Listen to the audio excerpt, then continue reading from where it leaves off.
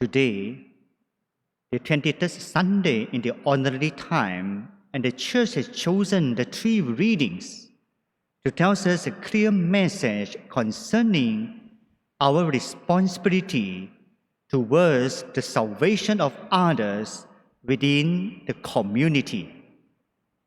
As usual, there is a relationship between the first reading from the Old Testament and the Gospel.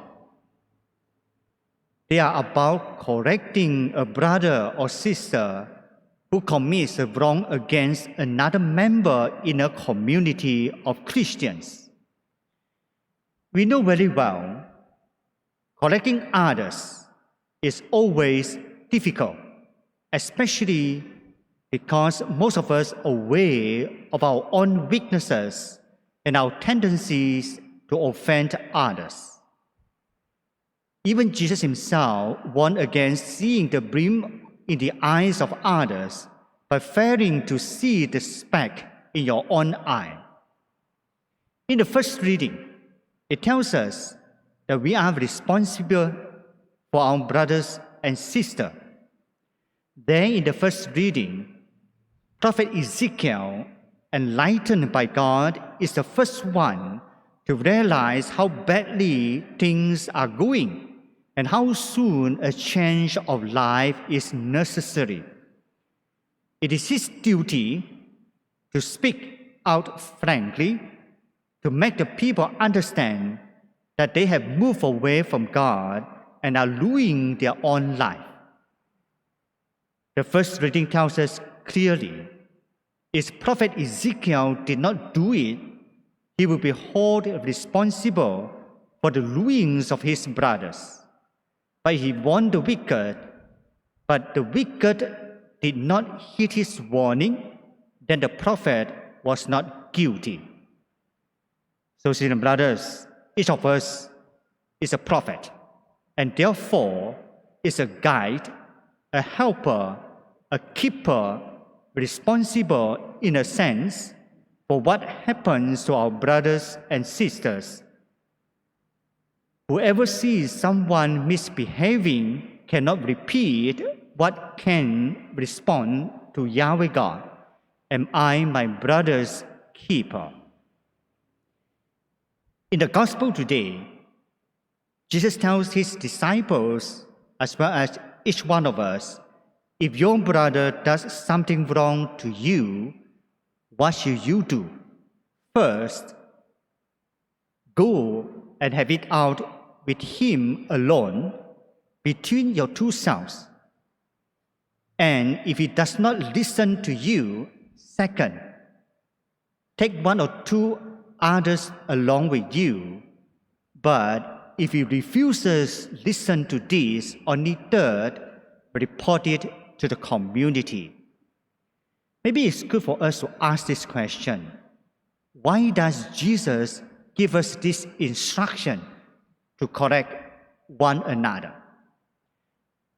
Brothers and sisters, the gospel today is taken from the Gospel of St. Matthew. It is from the discourse of Jesus on the church, the community. The great concern of Jesus is not just for individuals, but for the church, the assembly of his followers. Everything in today's gospel is in the context of any group of Christians who make up the church. And what does he mean when he tells us to point out the fault of another person? Maybe it's good to ask ourselves first whether we realize what correction is not. Correction is not being or morality of law enforcing.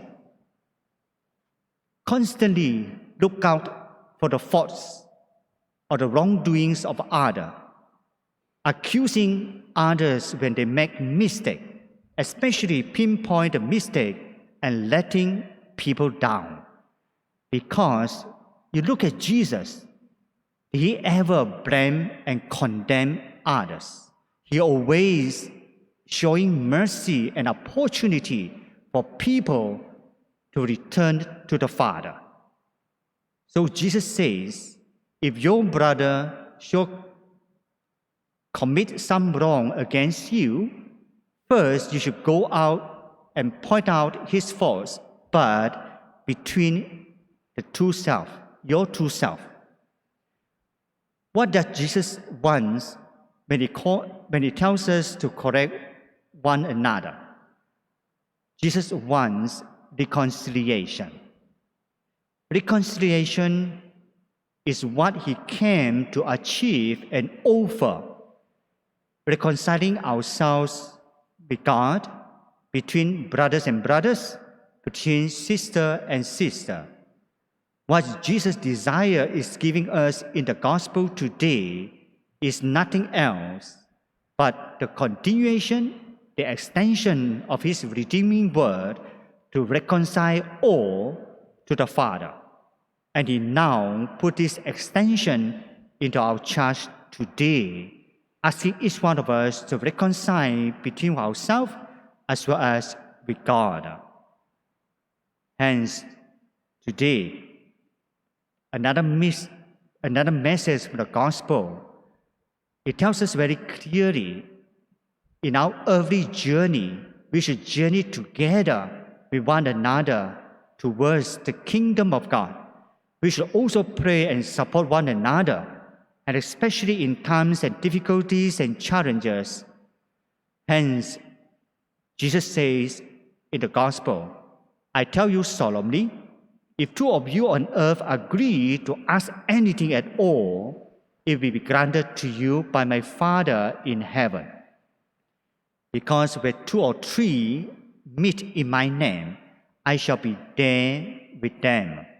Very clearly, what Jesus meant, we should not journey alone in this early journey.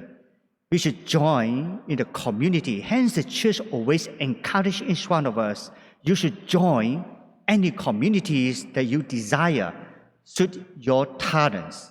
We cannot journey alone in this early journey towards the kingdom of God. We should, in the community, support one another, pray for one another, encourage one another. In the community, Jesus also say very clear, if we ask anything, the Father in heaven will grant us. Hence, today, Jesus promises two things. First, his Father will grant us whatever we ask of him. It is not the number of people, but the unity, the harmony, and the union of heart in a community.